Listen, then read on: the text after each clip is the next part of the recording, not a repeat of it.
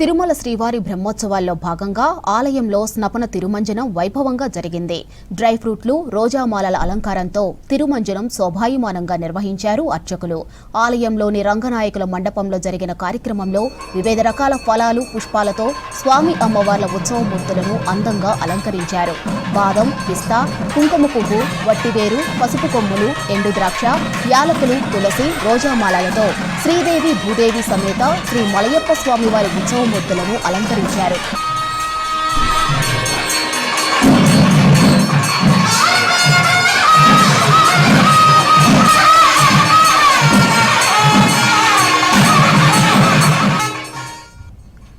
వివిధ రంగుల పుష్పాలు, ఫలాలు, సాంబ్రాణి, ధూపదీప నైవేద్యాలతో రంగనాయకుల మండపం కొత్త శోభను సంతరించుకుంది. పాలు, పెరుగు, తేనె, చందనం, పసుపు, కొబ్బరి నీళ్లు, సుగంధ ద్రవ్యాలతో ఉత్సవమూర్తులకు విశేషంగా అభిషేకం చేశారు. ఇక బ్రహ్మోత్సవాల సమయంలో వాహన సేవుల్లో తిరువీధుల్లో ఊరేగి అలిసిపోయే స్వామివారిని స్నపన తిరుమంజనంతో సేద తీరుతారని ఆలయ అర్చకులు తెలిపారు. శ్రీ వేణుగోపాల దీక్షితుల ఆధ్వర్యంలో స్నపన తిరుమంజనం వైభవంగా జరిగింది.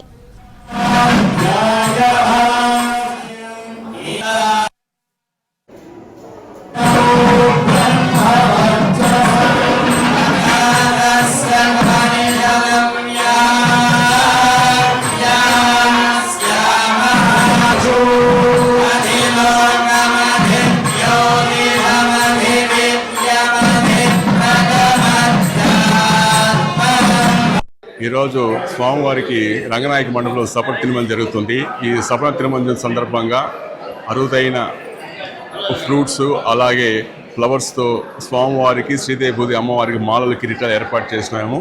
వీటిలో బాగా ముఖ్యంగా ఈసారి కుంకుమ పువ్వుతో స్వామివారికి మాల కిరీటాలు ఏర్పాటు చేశాము. ఇది జమ్మూ కాశ్మీర్ నుంచి తీసుకొచ్చాము. సుమారు ఒక్క మాల 5 లక్షల రూపాయలు అవుతుంది. వీటితో పాటు వట్టివేరుతో మాల వేసాము. పసుపు కొమ్ములు, ఫ్రెష్ పసుపు కొమ్ములతో మాల ఏర్పాటు చేశాము.